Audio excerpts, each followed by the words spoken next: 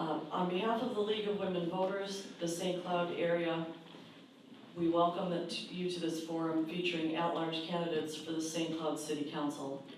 Thank you, candidates, for attending and participating in this event. We are pleased to be co-sponsoring this forum with the ARC Minnesota, an organization that promotes and protects the human rights of people with intellectual and developmental disabilities.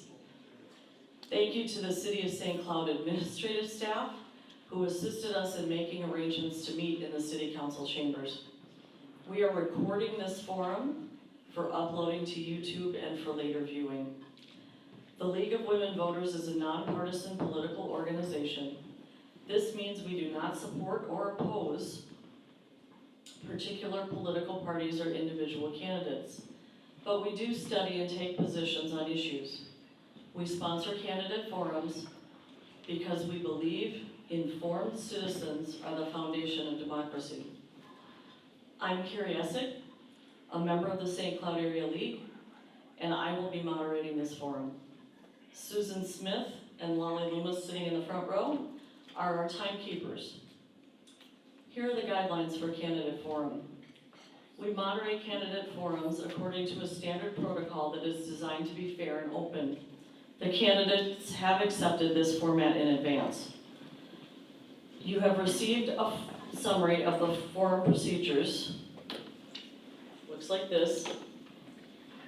And I'm going to read it to you. Candidate forum procedures from the audience. No campaign or partisan materials, including signs, buttons, literature, printed apparel, may be worn, displayed, or distributed in the forum room. Such materials can be offered on a table provided outside in the lobby. Please silence your personal devices, including cell phones and pagers at this time. The League of Women Voters, St. Cloud area, reserves the right to tape and photograph this event and publish the results.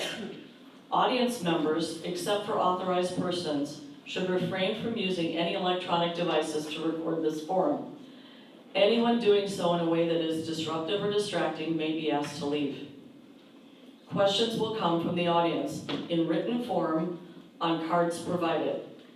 Audience, you should have received a card like this. Question facilitators will receive, sort, and forward audience questions to the moderator. Questions of a related nature may be condensed and combined. Questions must be brief, and lengthy statements will not be accepted. Questions should relate to specific issues that candidates would normally address as public officials in this particular office. Questions on unrelated topics of a personal nature will not be allowed. All questions become the property of the League of Women Voters St. Cloud area. All candidates will be given a chance to answer each question. Participants are asked to remain quiet while candidates are speaking so that everyone can hear their responses. All applause will be held until the forum is complete and the moderator invites it.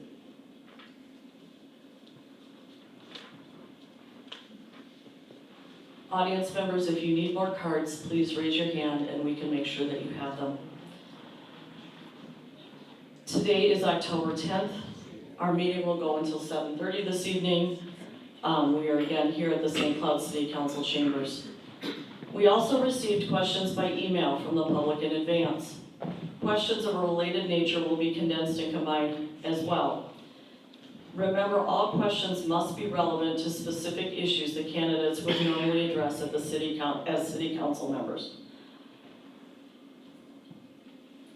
Candidate information. The St. Cloud City Council has 3 at-large seats, and they will be on the November 5th, 2024 election ballot.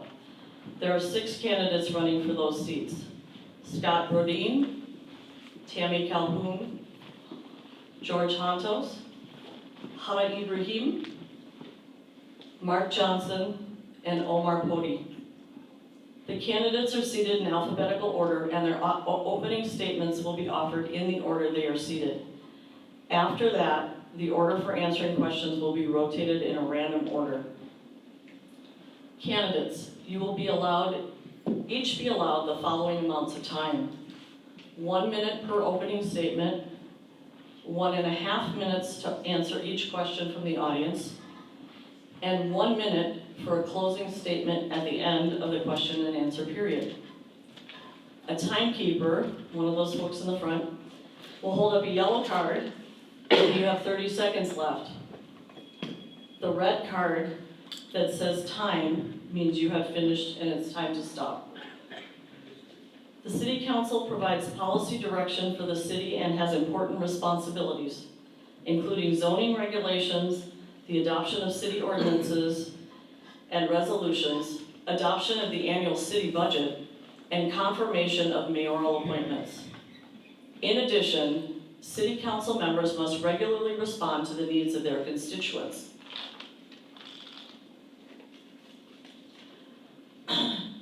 Candidates, for the opening statement, you will each have 1 minute to state why you are seeking the office of City Council member. We will begin with Scott Brodeen.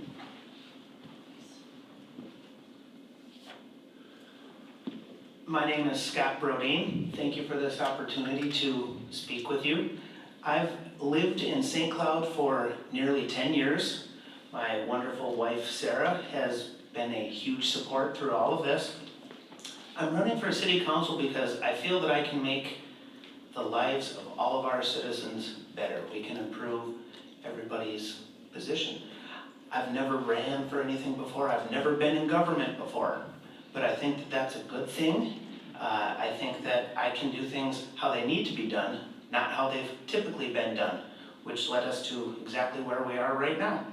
And I think most of us think, yeah, we could do things a little better. So I'm all about protecting family, home, and wallet. I'm sure that those will come up at some point tonight. And I'm looking forward to listening to everybody and being a voice for all of our citizens. Tami, Calhoun, please. Hard to see if it's green or not. There we go, now I can see it. Thank you, Carie, and thank you for the League of Women Voters, and thank you all for attending and being interested in city efforts here at City Affairs.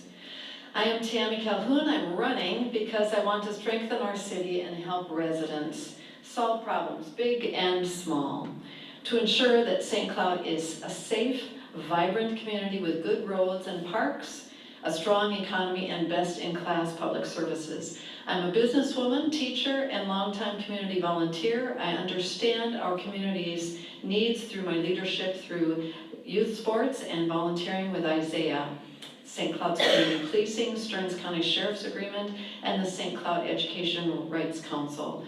I own and run an international business and a local business, Physicians Revenue Services, MN, which is a medical billing and coding company. I'm a former teacher who taught 34 years in the public schools, and I served 7 years on our board at church and serve on the mission committee, which supports many of our local community organizations. I'm a mother of 2, graduated from Tech and St. Cloud State. George Hontos. Good evening.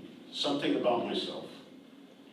I consider myself, I should say I'm very proud of my record in constituent services. I return calls, I take the time necessary to help residents from neighborhood nuisance issues to understanding the public process or any other matter that are important to them. I have a very strong work ethic. I come prepared for each council meeting. I take the time necessary to understand the issues. I research, ask staff questions, and reach out to resources to help me better understand the impact of our decision on those being affected. I ask questions. I'm willing to challenge the administration to ensure transparency and accountability for our residents. I'm also very much a nonpartisan person. At one time, I was once asked by the Republican Party to run for a state legislative seat. And at the same time, well, not at the same time, but during my time, I was also endorsed by the DFR party. I pride myself on being an issues person, and I work very hard not to bring national or state politics into local decisions. Hudda, Ibrahim, please. Good evening. I am Hudda Ibrahim. I've lived in St. Cloud for the last 19 years. I am married to my sweetheart over there, Abdi Mahad. I taught at the Tech College for 10 years. I have a BA from the College of St. Benedict and St. John's University. I have a master's from the University of Notre Dame, and I just completed my PhD in education and leadership administration. I'm running because I want to be a voice for all St. Cloudians, regardless of their race, regardless of their ethnicity or religion or sexual orientation, or otherwise economic disadvantage. I'm running because I want to be a voice for all. Thank you. And Mark Johnson. My name is Mark Johnson, and I hope I can earn one of your votes for St. Cloud City Council. I'm a longtime resident of St. Cloud. My wife grew up here. I moved here in 1977 to go to business college. I met my wife, we got married, we left the area. We came back in 1993, so we've been here since then. Raised our family here. I have 3 adult children. We have 10 grandchildren, and we've been married for almost 47 years. And I look forward to my experience in leading diverse groups of people with a collaborative, servant, common sense approach to leadership, which I believe will help me effectively serve you, the amazing residents of our beloved St. Cloud community. Thank you. All right, we'll begin with the first question. The first question I'll read first, and then I'll call on the first responder. Are you willing to work with all the citizens, agencies, and organizations to create solutions that work for the majority of citizens? Mark Johnson. Yes, I have spent the last 40 years leading diverse groups of people in a collaborative way, and I believe that everybody brings a unique perspective, and when we treat each other with kindness, with respect, and we listen, I think together we can come up with amazing solutions. So I hope I have the opportunity to do just that.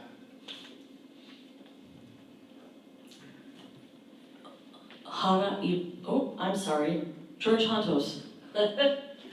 The simple answer is yes. You always try to work with all the groups in the community as best as you can. And the reality is you're not going to make everybody happy, because unfortunately sometimes a decision is one way and some people would rather see something a different way. But it's a hard task, and you have to just look at what is better for the greater good. And you make those kinds of decisions with doing good work, homework, research, listening to the people, and trying to do the best you can in addressing their concerns and their issues. And hopefully most of the people will see that and they'll appreciate the effort, and most of the people will benefit from it as well. Scott.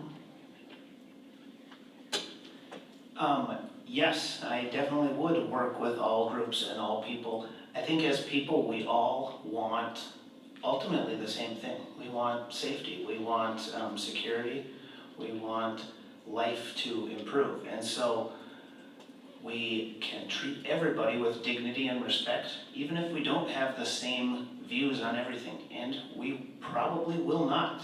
But one nice thing about these seats and the nonpartisan nature, if something is good, I can vote yes for it. If something is bad, I can vote no. I don't need to worry about what the powers that be are going to say or what way they are leading me to go. If something's good, yes. If not, no. And I will listen to all people. One of the things that I've said in meeting thousands of people is, well, let's explore what that would look like. I don't want to be a yes man, but I'm also not going to be a no, that's not possible type of guy. So, thank you. Tami. Yes, in all my door knocking, I enjoy listening to the people and understanding what their concerns are of the city and how we can work that out, we can problem solve. I've also developed relationships and connections with many groups in the city, with Faye Justicia, the Muslim Coalition, Isaiah, and Higher Works Collaborative, United Way, Too Much Talent, Boys and Girls Club. So across all cultures, all age groups, and I would really like to focus on the teens in the city. I think that that's one area that we have neglected. I know there are some teen centers, so working with someone at United Way to gather more information and where those centers are to get that information to parents so that we can involve teens and have a place for them to be productive citizens and enjoy their time just being teens as well. So, and I plan to continue building these relationships and many connections. Hudda. Short answer is yes. I am a consensus builder, I'm a bridge builder, I'm a great listener. I have led so many organizations in the past and have convened both the public and the private sector. Currently, I lead Central Minnesota Community Foundation's Building Equity Through Action, where I convene both local government, local organizations such as the Initiative Foundation, the McKnight Foundation, Santa Care, Grant Partners, and we are working together to build affordable housing, and particularly those are the issues that are affecting our community, or attainable housing. And Paul Wellstone stated, politics isn't about big money or power games, it's about the improvement of people's lives. Since I came to the States, and particularly in St. Cloud, I have been bridging the gap between the immigrants and refugees and our long-term residents. I have done it through Dine and Dialogue, I have done it through my book, From Somalia to Snow, I have done it through my long-term volunteering, such as St. Cloud area Chamber of Commerce, Board of Directors, and currently serving St. Cloud Mayor's Downtown Task Force, as well as Anna Marie's. I have been engaged and involved and showed up for the past 17 years, 18 years that I came to this state. And I do it with the passion and conviction. I believe we are all in this together, so listening to our constituency is so important in our community and serving everyone and all. Thank you, candidates. That was the end of round one. Next question. As a member of City Council, you have a say over residents' property taxes. Do you support the proposed fire station number 6? Why or why not? And we're going to ask how to answer that one first. Of course, I'll repeat it for everybody. As a member of City Council, you have a say over residents' property taxes. Do you support the proposed fire station number 6? Why or why not? I think it's critically important to support our public safety, whether it's firefighters or our local police departments. As someone who have lived in abroad and have faced a lot of fear, I would support fully to support our local BDs as well as our fire station, because it's really critical and it's important to have public safety as well as supporting them in terms of trainings, in terms of making sure that we have enough firefighters. One thing that I am very passionate about is recruiting youth so that we could have diverse workforce, and I would definitely support and invest in our public safety in general, as well as our station, because we do need them to be fully equipped and have the right resources. So yes. The second is Mark Johnson. From what I understand, that part of St. Cloud is not currently adequately serviced, which endangers those who live there. So I would be in favor of it, and from also what I understand, that would lower insurance premiums for those living in that area, and hopefully we can find ways to trim our budget and make it affordable for our residents. Tami. Yes, I have talked to Fire Chief Love and several other people that are on the fire staff of the St. Cloud Fire Department, and the need is real for an additional station and for that training facility there. As I'm talked to residents and I showed them the pamphlet that the fire chief gave me, we could see clearly the northwestern part of St. Cloud. The first responders could not get to them in under 6 minutes currently with the stations that are in place now. Once we put that new station up, that frees up the other stations that are closer to the northwest part of St. Cloud, and then the first responders can get to them in under 6 minutes. And that also includes the south part by the new tech and all of the developments that are happening there. So yes, I do support the passing of that fire station. Scott? Yes, I absolutely support it. Our fire department, their jobs, if we can make them easier, and their jobs really are to keep us safe. So giving them something that they need to keep us safe makes sense. Same with police as well. So anything that can help them protect us, I'm all for it. I've heard that it is roughly $9 a month that difference is going to be. I'm sure that most people can find some way to save $9 a month, whether it's a fancy cup of coffee or some sort of something that makes sense when it comes to their safety. Because right now, farther away, they can't get there in time. And yes, it will lower our insurance premiums. And I love that it is being left up to the voters, because I want to keep taxes down, and so leave it up to the voters, which is exactly where it should be. Let the people have their voice.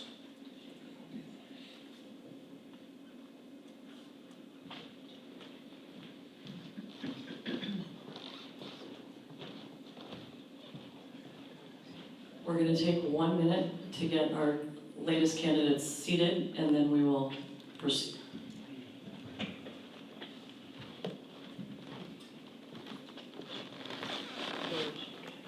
George, please go ahead and answer the question. I'd like to talk about one thing that was in the question, and it stated that the city council has the say over the property taxes. And I'd like to clarify the record, the process. The mayor presents the budget to the city council and to the community. We on the city council have a chance to review the budget, and we, in all the years I've been on the council, there's been very, very little change from the proposal that the mayor has presented, his initial proposal, to the actual one that's approved. And the other thing that's important to remember is the mayor has a final say on the whole budget. Even if the council wanted something, the mayor could say no to it. And so this is a very strong mayor system, and the mayor has a great deal of influence over our property taxes and the budget. In terms of the fire station, I do support it. And it's important to remember that I'm a big supporter of all public service safety, but I also try to make them accountable too. We are still using taxpayers' monies, and we have to make sure they do it in a smart and efficient way. Even though the need is there, we just have to be careful that it's not overindulged in spending, and we just have to provide services in the most cost-efficient way as possible. Thank you. I'm going to go on to question number 3. Question number 3 is, what is your vision for St. Cloud over the next 10 years? And what actions would you take to achieve this vision? We're going to start with Hudda. Thank you so much for the question. My vision for our city is really to work on the attainable housing that this city needs, because we have shortages of housing in the St. Cloud area, supporting and growing small businesses and creating safe neighborhoods for all of our residents. I am committed to responsible fiscal management of your tax dollars, focusing on investments that benefits our community, Additionally, I will be advocating for improved roads and infrastructure, ensuring our city is well maintained and can accommodate for growth. Our St. Cloud city does have a lot of issues that needs to be addressed. I am running because I wanted it to represent all of St. Cloud, and these issues are dear to my heart. We have a lot of homeless in our community, or homeless community in St. Cloud, and that needs to be addressed because these are our community, they're our neighbors, they're our friends, they're our kids, and I think when we do better, we all do better. So I want to be a voice for all. We have those issues and we need to be addressing them efficiently and effectively. Also, the issue of diversity, we have 30.3% of people of color in this community that are not reflected in this current council. We need new voices, we need new perspectives, we need young leaders who will be able to take their time and effort and energy to lead St. Cloud forward. Thank you. Omar. Thank you. My name is Omar Podi, and I apologize for the late because there's so many things going on around with the campaigning. So St. Cloud needs people who has energy. St. Cloud needs people who had good experience in economic development. So I would make my first focus to invite companies to come and occupy the empty area we have in St. Cloud, including electronics. Our community of color or anyone in St. Cloud living in had a situation of economic. And when I talked to the resident of St. Cloud, only a day ago I met 357 families, and what they're talking about is three, which is economic development, housing, and safety. So, and that's my three priority. So if I get elected, I will be able to bring more economic to St. Cloud. Housing is number 2, and I will also put it more, more police or safety in the city of St. Cloud. That's my 3 top priority. Thanks. George Hontos.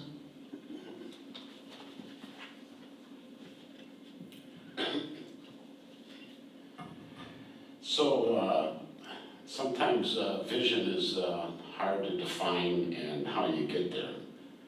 But I like to think of things as action. And during my time on the council, I was the very first council member to help organize a group of young kids that were skateboarding all over town. And we actually created and got a group together, and we introduced them to the mayor. I introduced them to business people, and we created a skate park possibility, and it came to life, and so I was very proud of that effort. I also was a co-founder of the St. Cloud Area Sustainability Committee many years back. We got together as just a talking group, and we tried to think of ways that we can get our city and communities around us more involved in sustainable and green types of energy alternatives, and so I was very proud of that effort. I also was one of 2 council members that initiated the Neighborhood Best Practices Committee, where we got together with all the groups of neighbors, and we were trying to look at how we can better improve the livability in our neighborhoods.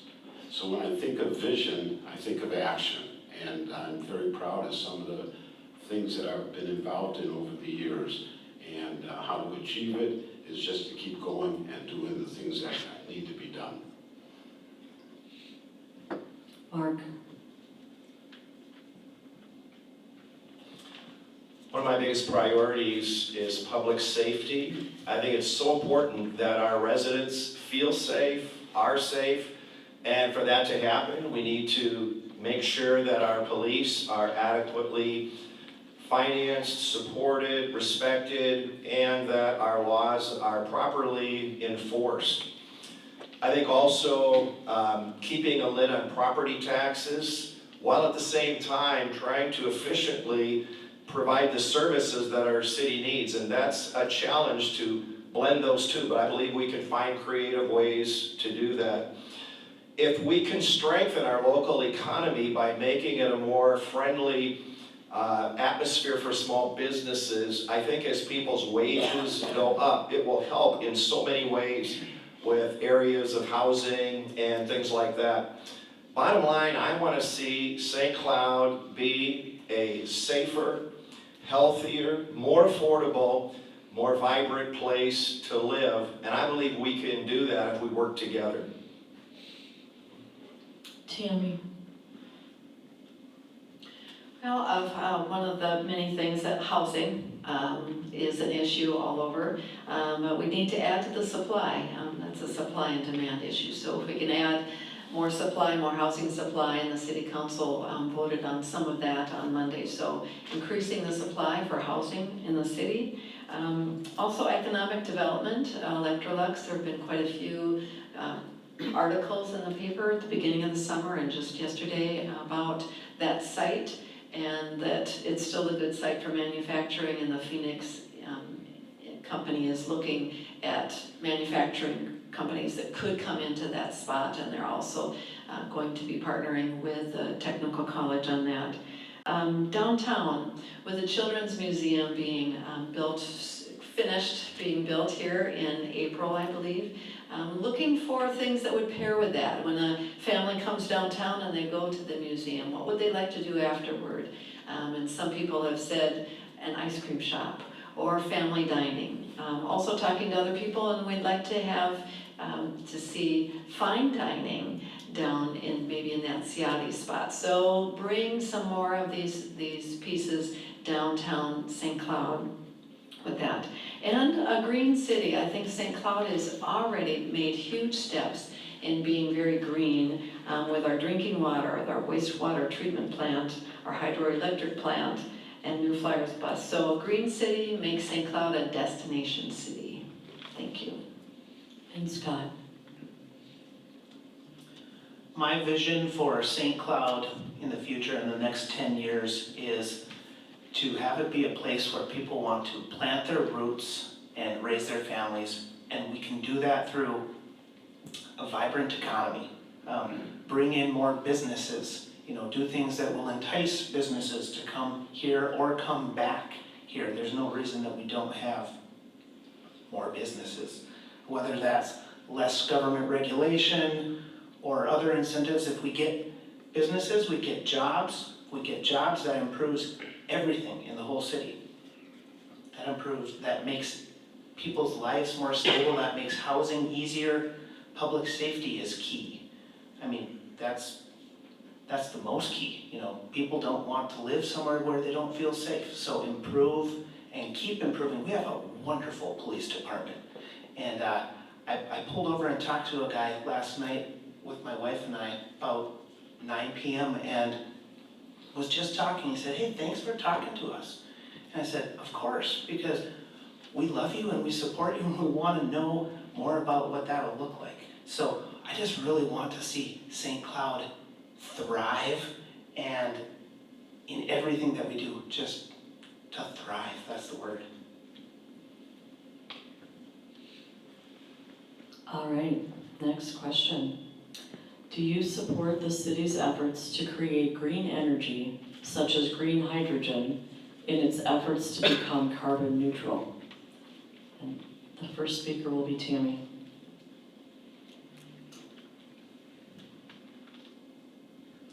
Yes, I do. I find that very exciting that St. Cloud has made these steps already, and it's kind of a secret. When you talk to people, they don't realize how many steps St. Cloud has already taken to become green and carbon neutral. So I'm excited about that, and also would love to see what we can do with the Mississippi River. We have this beautiful river here, and let's make use of that and part of the green piece. So yes, definitely. Thank you. Mark? Yes, I am grateful for the efforts St. Cloud has already made in that area. And if I'm on the city council, I look forward to continuing that process and that progress. And I think it's so important that we continue to be good stewards of the earth and also continue to make sure that we provide good, clean water for our residents and good, clean air. So I look forward to helping to that end. Thank you. Scott?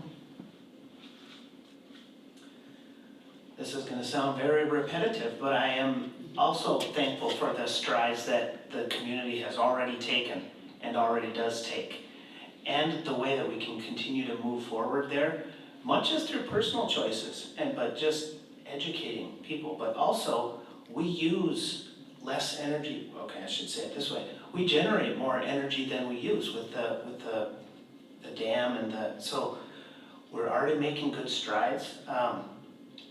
Now, forcing certain things, we can do things that make sense, but if you have to force some things and then subsidize to make them work, I don't like that. Something can stand on its own. But we're moving in the right direction, and I look forward to helping continue to move in the right direction.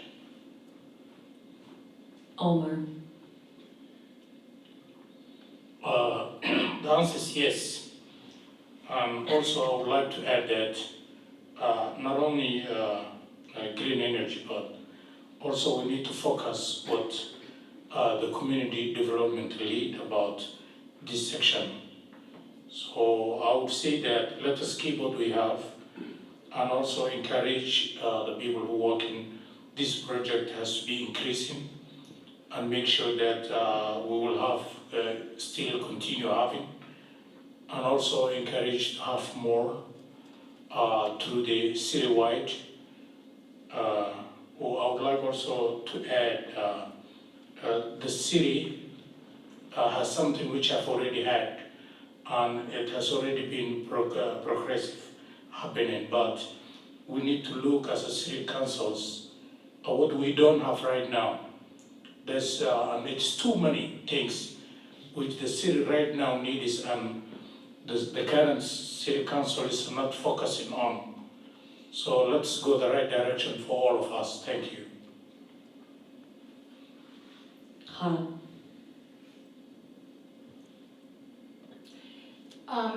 I will absolutely agree with what the other fellow candidates said when it comes to are we supportive of the clean energy, which is yes. I'm very grateful for our city leadership to really lead this effort. We need to be cautious when it comes to supporting and sustaining those goodwills.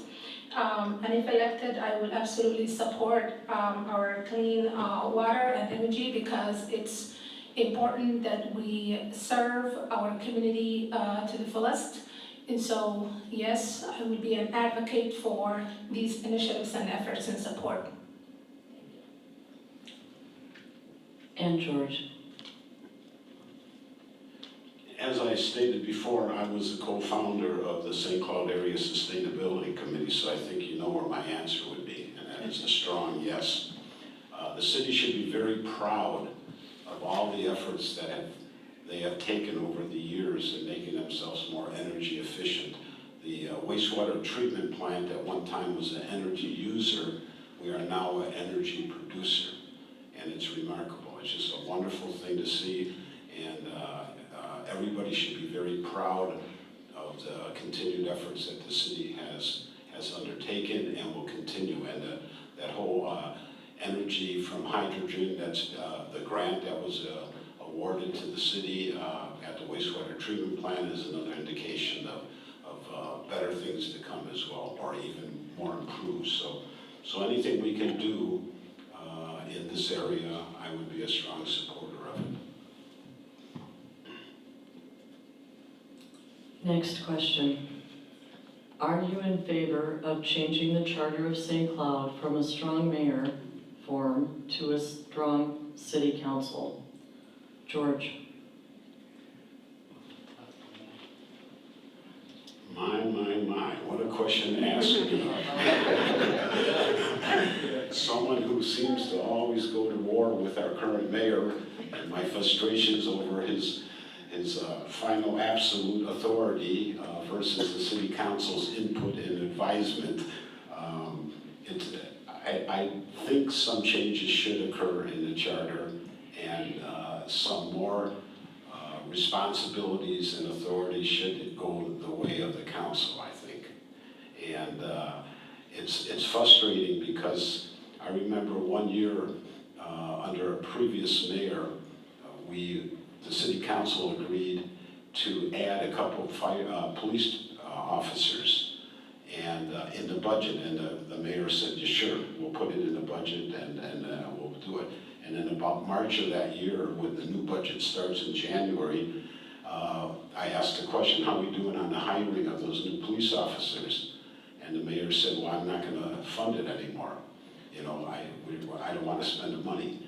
And so then I took that issue to the Charter Commission with saying, hey, listen, we agreed to do this, we should have a say in removing the budget, reducing the budget.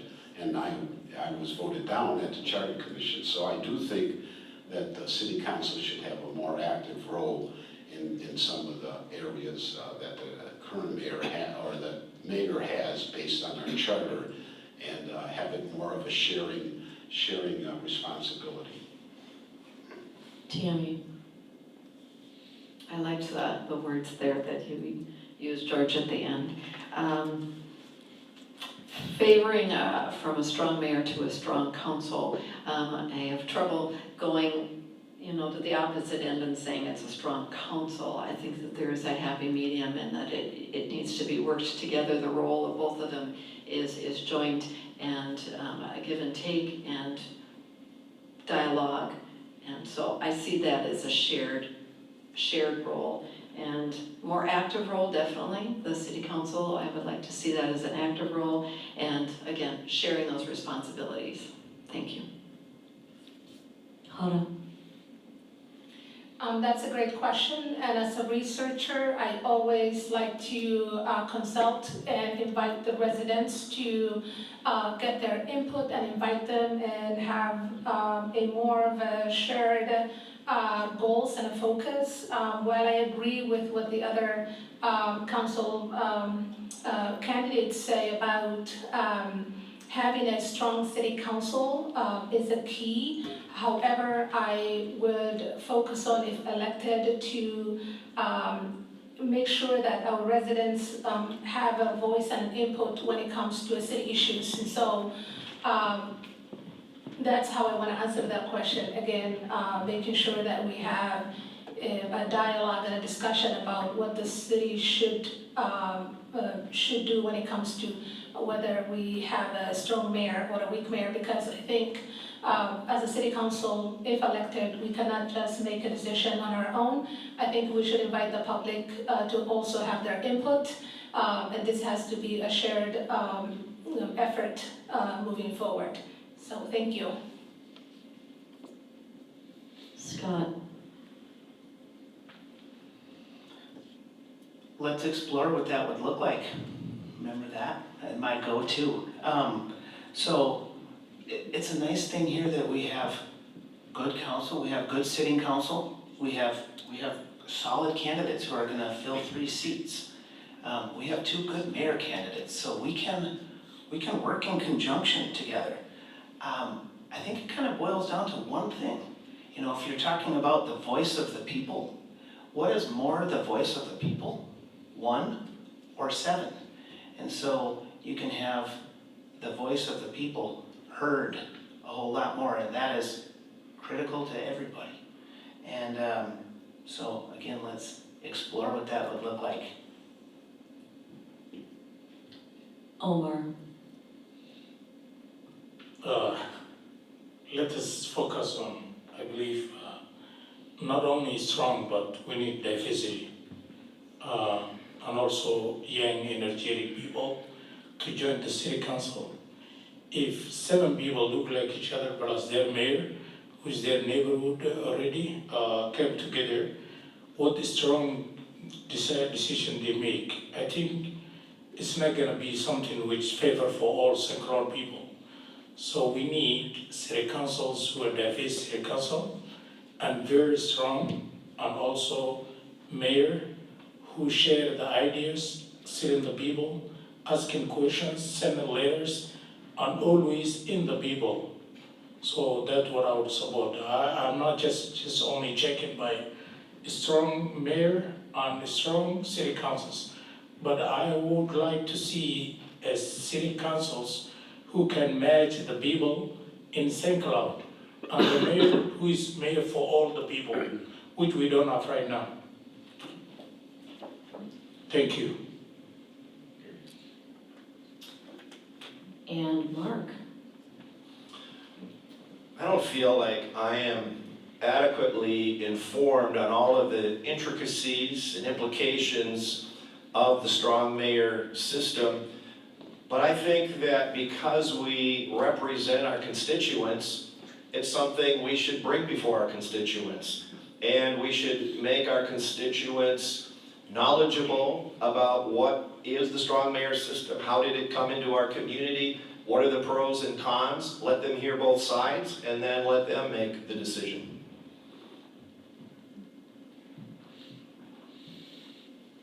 Thank you. Next question. What issues in parks and recreation development do you see as important during your term? And we start with Tami.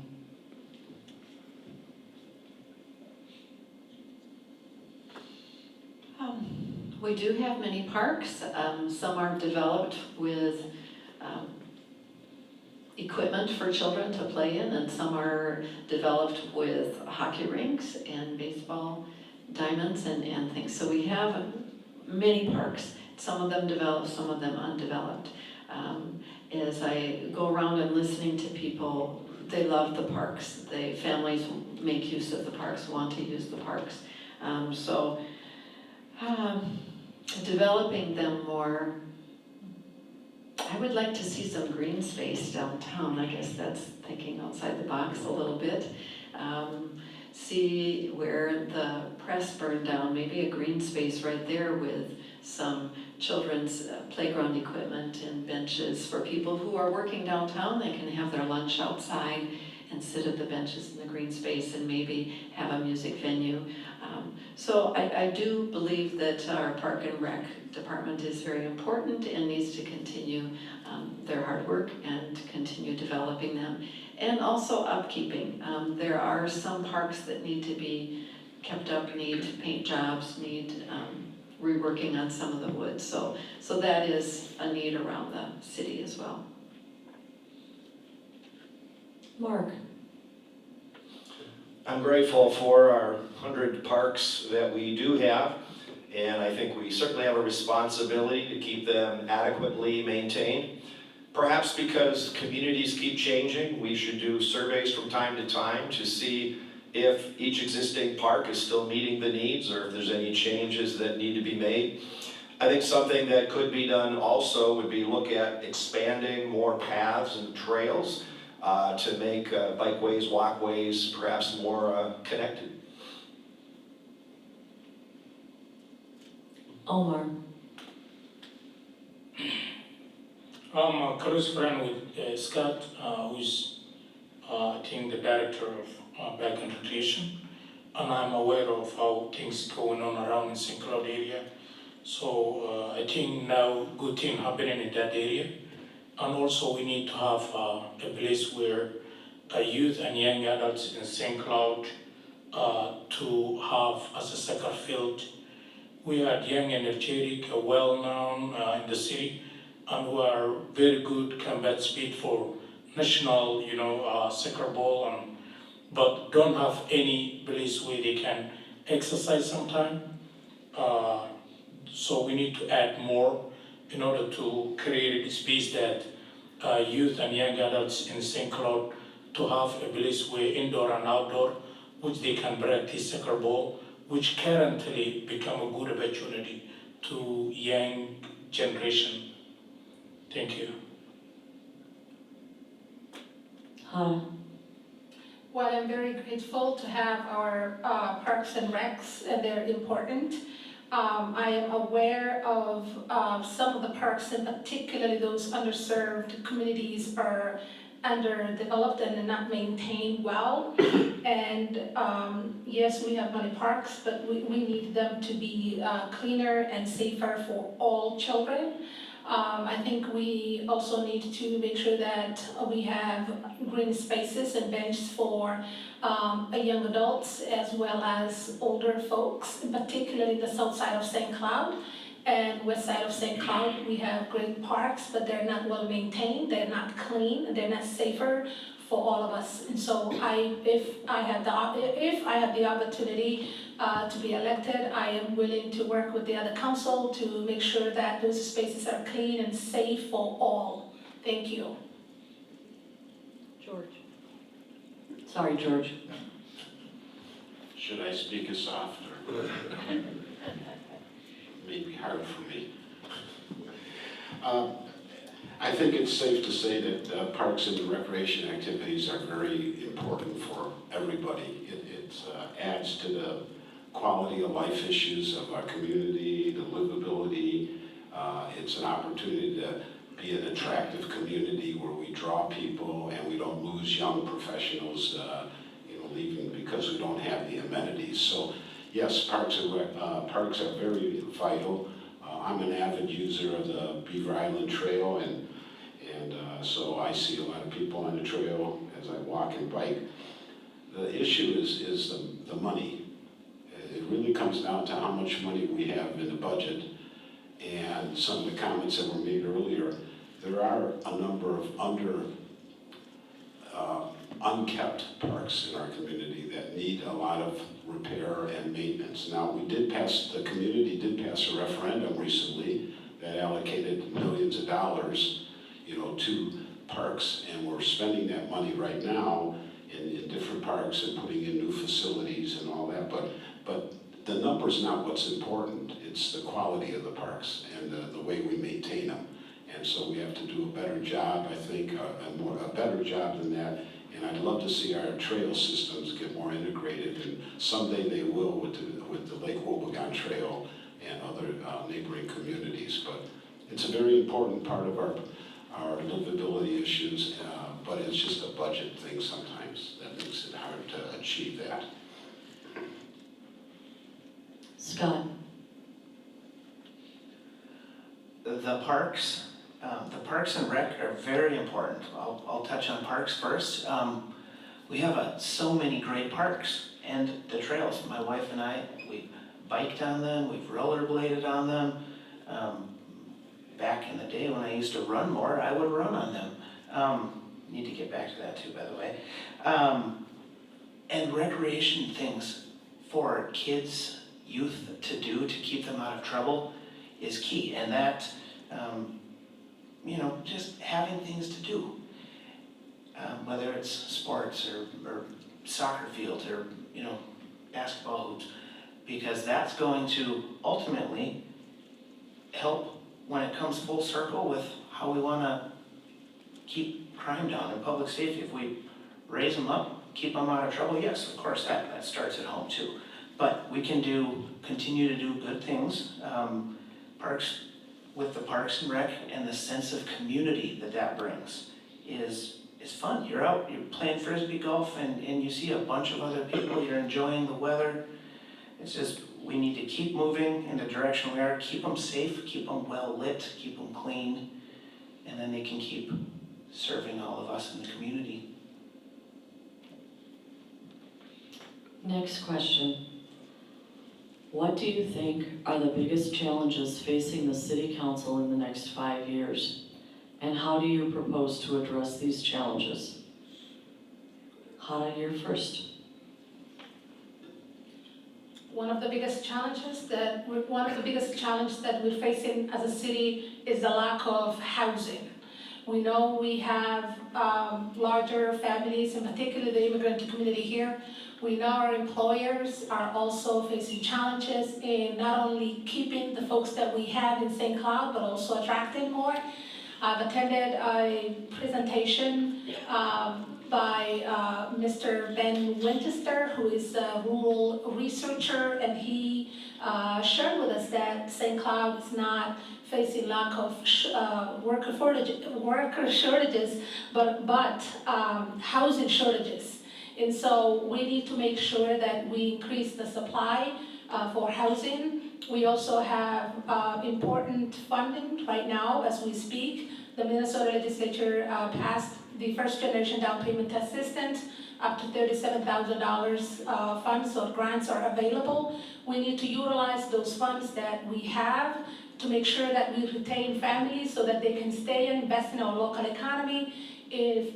Also, we have big employers in town like CenterCare. A lot of their workers also commute. We need to make sure that we need to work on increasing both attainable housing and home ownership and address this issue, because otherwise, when the boomers retire from the workforce, we will be in trouble in having a lack of shortages. So housing would be my first priority. If I got elected, I would be focusing on housing and working with other community and also finding other resources. Thank you. George.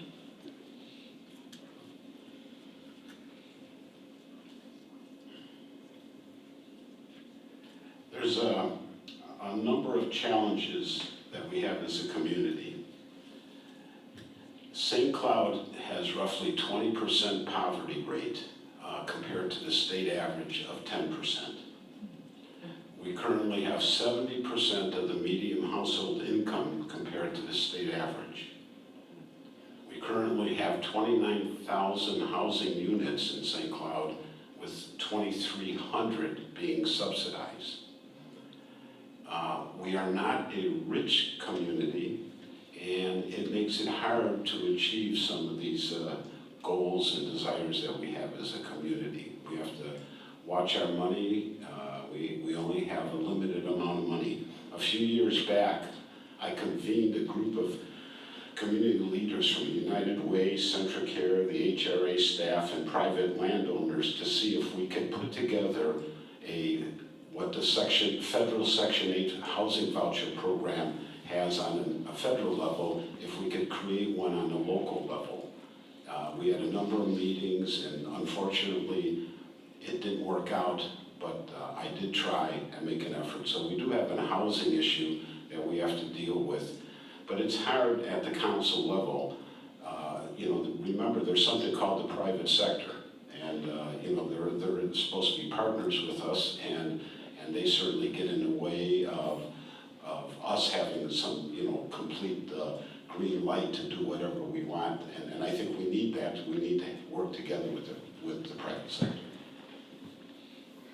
Tami. I would agree, housing is one of our bigger challenges, and I'm also hearing about property taxes increasing tremendously. They go hand in hand, I believe. Complex and important issue. We have tenant protections and zoning, and we need to remove some of the restrictions on the number of people per housing unit except for health and safety. So those are some bands that we could look at and to help our housing issues there. Several organizations met in April of 2023 with Attorney General Keith Ellison to talk about rent protection, tenant protections, and he agreed to work with Central Minnesota on those issues and contacting with him. Also, the St. Cloud City Council has met and voted on the accessory dwelling units, and that's also a piece that's helped and will help with the zoning issues in our housing piece there. I do see some empty homes as I'm walking around, and some of them are deteriorating, and I wonder how we can turn those around and make them into affordable housing and houses that people purchase rather than rental units.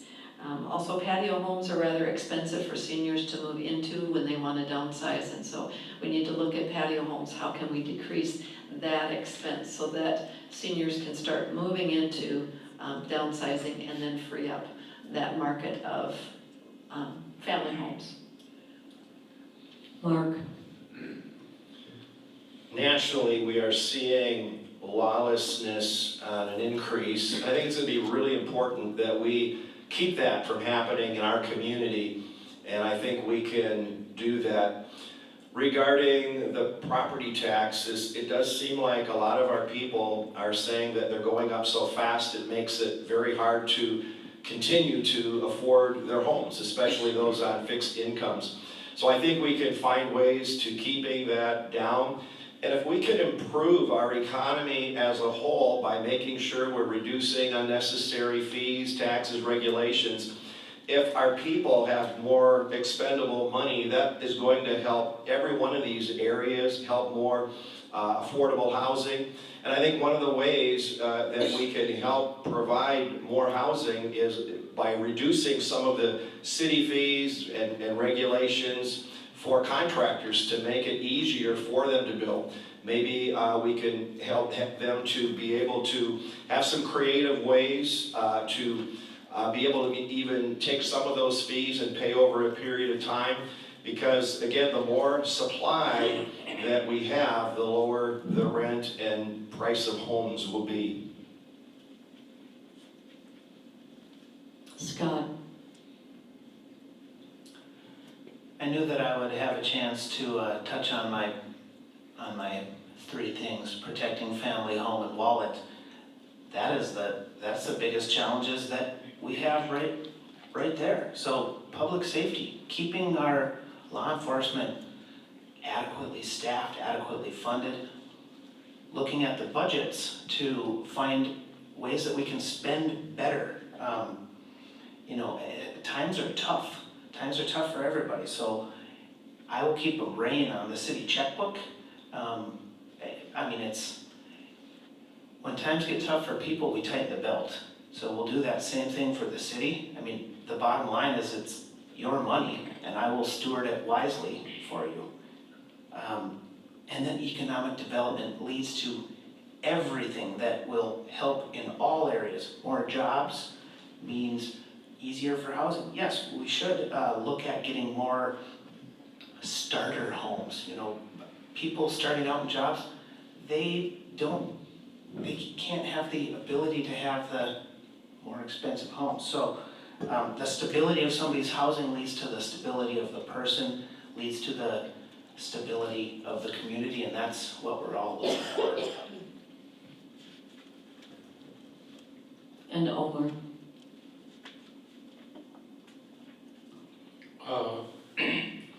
Last 3 months, I make a survey to all the people living in St. Cloud area, and I have heard about the challenge we face in the next 5 years. Mostly is economic devastation and lack of education. A lot of students who graduate from St. Cloud State University are now moving to Twin Cities, and a lot of college students are now not applying for college for education in order to have their associate degree. So it seems that if the situation continues with the way it is right now, which I have seen a lot of city councilors convincing what we have right now and not look further, we'll be having a lot of problems. So we need to tackle 3 things which we can accommodate and build according to a community. And the survey I had is, first, let us help our low-income family who are living across the city of St. Cloud. Now every family member go out of the city and they're working 2 jobs in order to pay their bills because they cannot have enough paid job in St. Cloud. And second, let us push our legislature from federal to state to the local and get North Star to St. Cloud. And third, we need to bring all our community together and make sure that what is going to happen next 5 years. Not only sit in the table and say that this is good for us. We need to do something at least. Thank you. Thank you. Next question. On November 5th, if you're elected, please talk about your thoughts for supporting an inclusive and accessible community for people with disabilities. First person is Mark.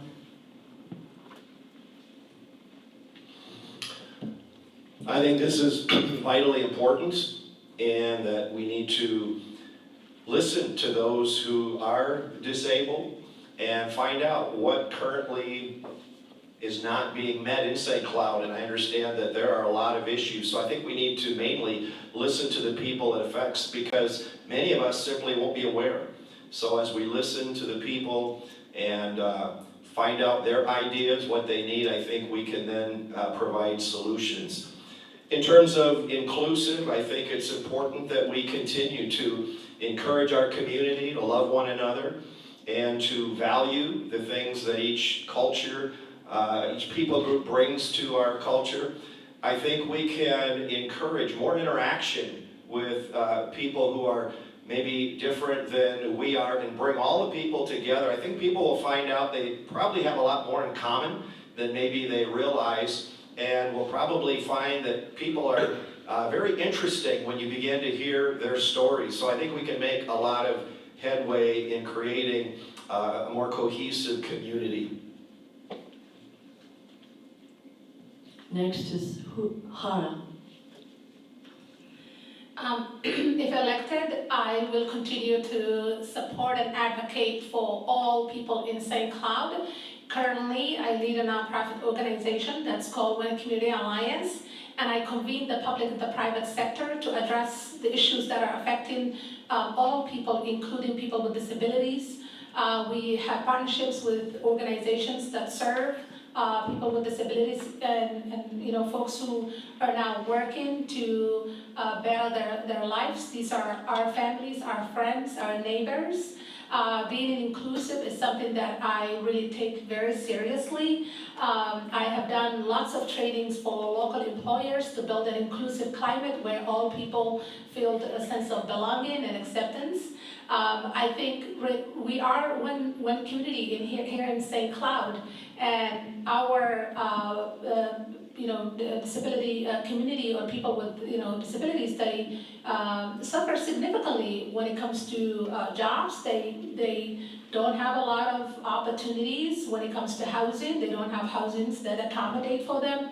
And if I have the opportunity to serve all St. Cloud, I promise to advocate for our seniors, for youth and young adults, and everyone that calls St. Cloud home. St. Cloud have changed since I came to the States, and particularly this community. I feel a sense of belonging here. I feel that I can advocate and be a voice for all. So thank you so much for that question. Scott. This question, it's kind of close to home, having a daughter with a disability. So where I would start is listening to people. Find out what our weaknesses are. What can we do better? We were given 2 ears and 1 mouth for a reason, to listen more. Sometimes I'm reminded that at home too. At the inclusiveness, we all have the same basic desires, human needs and wants, and we can boil it down to when Jesus said, love your neighbor as yourself. If somebody is not the same as us, if they have physical disabilities or cognitive disabilities, I think we're probably talking more physical here, but finding out what can we do to better help and support you, because you're a member of the same human race. Omar.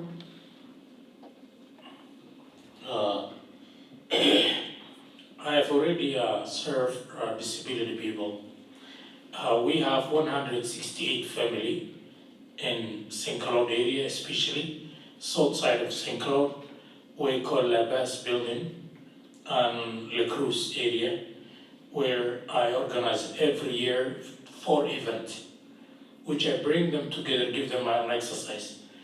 Our community of color who have experience with disabilities had a lot of problems because they were not able to access everything they needed except receiving SSI from the government. No other resource they received.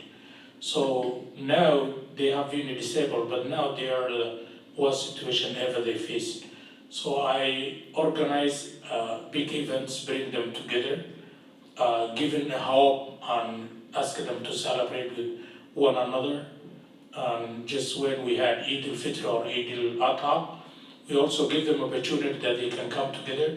So the way St. Cloud is doing right now, they are not really convincing. No one visit them, no one give them what they're supposed to be getting. So not only our community of color, but anyone else, I will be given an opportunity that they can come and having one day which we recognize all the disability people. Thank you. Tami? As a teacher, that is one of your goals, is to be inclusive of everybody, and then also to learn about the disabilities and discussion. So you spend time with the person to find out what is your disability, whether it's a very overt disability or a covert disability that you may not be able to see visually, but to understand what the abilities of that person are and what accommodations can happen and what we can offer for a person with disabilities. And so you need to start with the individuals in conversation and work out a plan and see how that can work throughout the entire city. So that's where you start. You start with a discussion, a conversation, and a plan, and also an understanding, and then implementation. Thank you. George? So being on the city council as long as I have, I'm trying to think of situations where an inclusive or a disabled situation has come up. When I get a phone call from a resident, I don't screen them and ask them, are you gay or straight? Or are you disabled in a wheelchair? Or are you sitting in a chair? You know, I deal with the individual, with their concern they have, regardless of what they look like, or whatever, whatever they are. I deal with the issue for them and help them regardless of whatever situation it is. So, as a council person, you make a pledge to serve people. And people of disabilities are people. And people that are different than I am are people. So we serve people, and that's our job. We don't get a lot of formal situations at the city council level for this, but I did have one phone call not that long ago about a handicapped person in a wheelchair downtown, and the handicapped parking spot was in a situation where there was no curb cut, so they get out of the car, they try to plug the meter, and there's no place for the wheelchair to roll. So you bring that to the attention of the city staff, and you ask them if they could take a look at that. Could they possibly move this parking spot for the handicapped? And so you deal with things like that. And I will continue to do that as much as I get a call for it. Thank you. We have actually come to the end of our time for questions. I have a script again, but I need to find the right page. It's time for closing statements.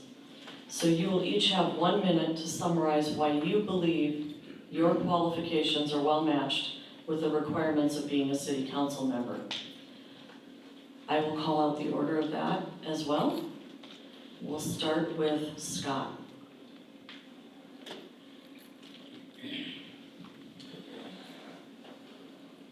I am looking for your vote, humbly asking for your vote.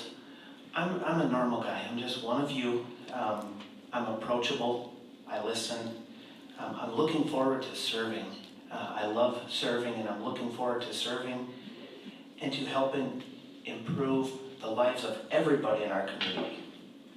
Being a voice for everybody, and again, like I said earlier, more importantly, being ears to listen to everybody. And remember that I will, sorry, I got thrown off there. Protecting family, home, and wallet, that's what it boils down to for me. And we can help improve the city and the lives of all of our wonderful citizens. Thank you. George.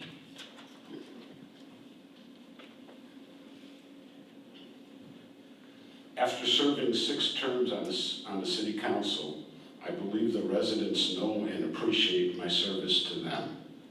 Their trust in me representing their concerns is my #1 job priority. They appreciate my willingness to make sure our city government is a transparent one. Some of my past accomplishments, as I indicated earlier, but I didn't include a couple of them, was that I also was I played a major role in securing the property for our current library. And I helped facilitate the private sector transition for that. So I'm proud of that as well. And I also helped reorganize the HRA and the creation of our city's Economic Development Administration. I was the first council member to bring that idea up to the mayor, and I actually had to sell the mayor on the idea. So I will pledge to continue to work hard for all the residents of the city of St. Cloud. Omar.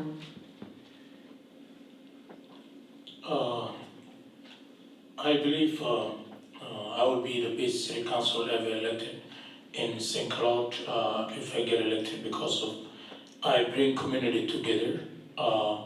Since I moved to St. Cloud in 2011 to 2012, I organized thousands of events, including Somali Independence Day, which every year happen in Lake George, St. Cloud. During COVID, I bring St. Cloud over 16.5 million to help low-income family in St. Cloud, not only East African, but everyone else. I built a bridge in between white European, American, and East African community in St. Cloud, and I would like to continue. So this is something which coming from the heart of my community. They encourage me to register my name and to run for city council in order to represent them. And that's not only Somalian, but all East African community and African American who are resident in St. Cloud. Thank you. Tami. I'm dedicated, focused, and have a record of service. I work hard, and I'm organized, and I finish tasks. I will be accessible, listen, and keep you informed of all matters before the council. I do the necessary homework. I will make my decisions based on the best data. I will ask the hard questions during work sessions and city council meetings to ensure that your concerns are addressed. I should also say that I love meeting people, as I have been door knocking for over the last few months on an average of 6 days a week. I listen fully, I follow up with contacts, I network and problem solve. I connect people, and I like to get stuff done. I am and have been for over 42 years committed to this community. We have many challenges and opportunities before us. Let's come together to make St. Cloud a city that works even better. I ask for your vote. Thank you. Hudda. I'm asking your vote because I love our St. Cloud city.